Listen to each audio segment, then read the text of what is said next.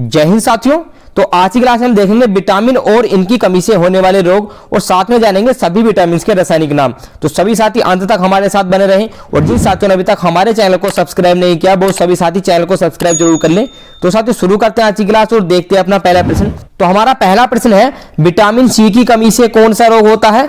रतौंधी, scurvy, rickets या फिर चर्म रोग। तो विटामिन सी की कमी से होता है साथियों स्कर्वी। ऑप्शन नंबर 2 इस प्रश्न के लिए सही आंसर हो जाएगा। स्कर्वी रोग एक दांतों से संबंधित रोग है जिसमें हमारे मसूड़ों से खून आने लगता है।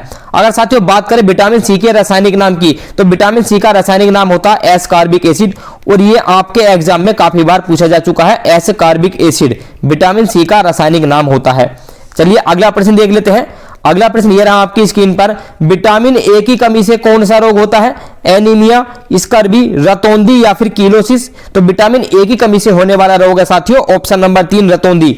आंख से संबंधित ये बीमारी है। ऑप्शन नंबर 3 इस प्रश्न के लिए सही आंसर हो जाएगा। अगर बात करें इसके रासायनिक नाम की, तो विटामिन ए का रासायनिक नाम होता है रेटिनोल और यह भी आपके एग्जाम में काफी बार पूछा जा चुका है। चलिए अगला प्रश्न देख लेते हैं। प्रश्न नंबर 3 ये रहा आपकी स्क्रीन पर, विटामिन डी की कमी से कौन सा रोग होता है? रिकेटस, मलेरिया, रतौंधी या फिर स्कर्वी। तो विटामिन डी की कमी से जो रोग होता है वो होता है साथियों रिकेटस और रिकेटस रोग का दूसरा नाम है सूखा रोग। सूखा रोग हो जाता है जिससे हमारी हड्डियां कमजोर हो जाती हैं। तो ऑप्शन नंबर 1 इस प्रश्न के लिए सही आंसर हो जाएगा। अगर साथियों विटामिन डी की रासायनिक नाम की बात करें तो इसका रासायनिक नाम होता है कैल्सीफेरोल। कैल्सीफेरोल इसका रासायनिक नाम होता है विटामिन डी का और इसका प्रमुख स्रोत है सूर्य से आने वाला प्रकाश यानी कि सनलाइट। चलिए अगला प्रश्न देख लेते हैं। प्रश्न नंबर 4 ये रहा आपकी स्क्रीन पर, विटामिन ई की कमी से कौन सा रोग होता है? स्कर्वी, मलेरिया, बेरी या फिर पैरालिसिस। तो विटामिन ई की कमी से आपका पैरालिसिस हो जाता है। ऑप्शन नंबर 4 इस प्रश्न के लिए बिल्कुल सही आंसर हो जाएगा। अगर रासायनिक नाम की बात करें तो विटामिन ई का रासायनिक नाम होता है टोकोफेरोल। टोकोफेरोल विटामिन ई का रासायनिक नाम हो जाएगा। चलिए अगला प्रश्न देख लेते हैं। प्रश्न नंबर 5 ये रहा आपकी स्क्रीन पर, विटामिन के की कमी से कौन सा रोग होता है? बेरी, चर्म रोग, हीमोरेज या फिर रतौंधी। तो विटामिन के की कमी से हीमोरेज हो जाता है। ऑप्शन नंबर 3 इस प्रश्न के लिए सही आंसर हो जाएगा। अब हीमोरेज है क्या? रक्त का थक्का न बनना ही हीमोरेज कहलाता है। अगर मान लिया हमारा शरीर का कोई भी भाग कहीं से कट गया है तो हमारा खून बहता रहता है और कुछ टाइम के बाद अपने आप रुक जाता है। अगर जिसमें विटामिन के की कमी होगी तो उसका खून बहना नहीं रुकेगा यानी कि रक्त का थक्का नहीं जमेगा, तो जिसको हम कहते हैं हीमोरेज। और विटामिन के रासायनिक नाम की बात करें तो इसका रासायनिक नाम होता है फिलोक्विनोन। फिलोक्विनोन विटामिन के का रासायनिक नाम होता है। चलिए अगला प्रश्न देख लेते हैं। यह रहा आपकी स्क्रीन पर, किसी विटामिन की कमी से बेरी नामक रोग हो जाता है? Vitamin A, vitamin B1, vitamin C या फिर विटामिन डी। तो बेरी नामक रोग जो है किस विटामिन की कमी के कारण होता है? इसका सही आंसर हो जाएगा साथियों ऑप्शन नंबर 2 विटामिन B1 की कमी के कारण बेरी नामक रोग हो जाता है। तो ऑप्शन नंबर 2 इसके लिए सही आंसर हो जाएगा। और विटामिन B1 का रासायनिक नाम होता है आपका थायमीन। थायमीन विटामिन B1 का रासायनिक नाम होता है। चलिए अगला प्रश्न देख लेते हैं। ये रहा आपकी स्क्रीन पर प्रश्न नंबर 7, गाय का दूध किसी विटामिन का अच्छा स्रोत नहीं है? विटामिन बी का, विटामिन सी का, विटामिन ए का या फिर इनमें से कोई नहीं। तो क्वेश्चन को जरा ध्यान से पढ़ना। इसमें पूछा गया है कि गाय का दूध किसी विटामिन का अच्छा स्रोत नहीं है। तो विटामिन सी का अच्छा स्रोत नहीं है गाय का दूध। ऑप्शन नंबर 2 इस प्रश्न के लिए बिल्कुल सही आंसर हो जाएगा। चलिए अगला प्रश्न देख लेते हैं। प्रश्न नंबर 8, विटामिन B2 की कमी से कौन सा रोग होता है? कीलोसिस, रिकेटस, स्कर्वी या फिर रतौंधी। तो क्वेश्चन नंबर 8 का सही आंसर हो जाएगा साथियों कीलोसिस विटामिन B2 की कमी के कारण हो जाता है।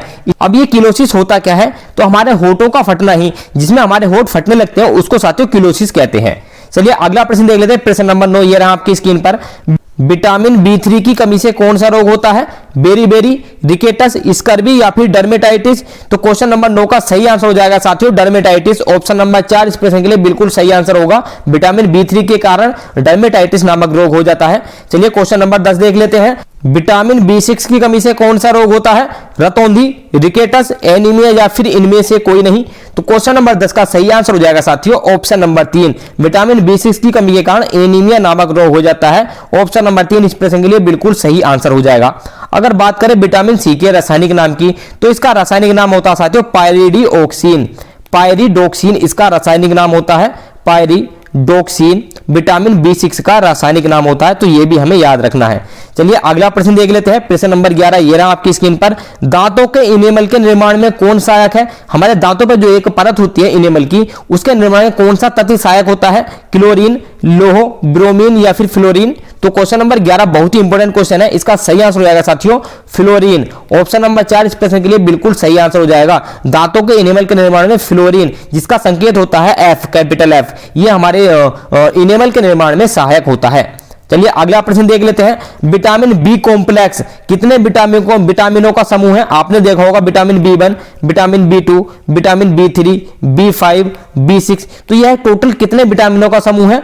11 का, 14 का, 6 का या फिर 7 का? तो क्वेश्चन नंबर 12 का सही आंसर हो जाएगा साथियों बी कॉम्प्लेक्स 11 विटामिनों का समूह है। ऑप्शन नंबर 1 इस प्रश्न के लिए बिल्कुल सही आंसर हो जाएगा। चलिए अगला प्रश्न देख लेते हैं। दूध किस खनिज तत्व का अच्छा स्रोत है? कैल्शियम का, लोहे का, कॉपर का या फिर मैग्नीशियम का? तो दूध से हमें क्या मिलता है? क्वेश्चन नंबर 13 का सही आंसर, जी हाँ, इसका सही आंसर हो जाएगा साथियों कैल्शियम का अच्छा स्रोत है। ऑप्शन नंबर 1 इस प्रश्न के लिए बिल्कुल सही आंसर हो जाएगा। अगला प्रश्न देखेंगे। किस विटामिन की कमी से खून का बहना रुकता नहीं है? इस क्वेश्चन को हम ऑलरेडी डिस्कस कर चुके हैं। विटामिन के, विटामिन बी, विटामिन सी या फिर विटामिन डी? तो क्वेश्चन नंबर 14 का सही आंसर होगा साथियों ऑप्शन नंबर 1, विटामिन के की कमी के कारण खून का बहना रुकता नहीं है, यानी कि रक्त का थक्का नहीं जमता है। ऑप्शन नंबर 1 इस प्रश्न के लिए बिल्कुल सही आंसर हो जाएगा। चलिए आज का लास्ट प्रश्न देख लेते हैं। कैल्शियम की अधिकता से होने वाले 2 प्रभाव बताइए। हमने ये तो बताया था कि दूध से हमारे शरीर में कैल्शियम की आपूर्ति होती है, लेकिन कैल्शियम अगर हमारे शरीर में कैल्शियम अधिक हो जाता है, कैल्शियम की मात्रा अधिक हो जाती है, तो उसके 2 बुरे प्रभाव कौन कौन से हैं? उच्च रक्तचाप यानी कि हाई ब्लड प्रेशर, पथरी, या फिर दोनों, एक और 2, या फिर इनमें से कोई नहीं? तो क्वेश्चन नंबर 15 का सही आंसर हो जाएगा साथियों ऑप्शन नंबर 3, दोनों, 1 और 2। Option number 1 high blood pressure भी हो सकता है और आपकी किडनी में पथरी भी हो सकती है कैल्शियम की अधिकता के कारण।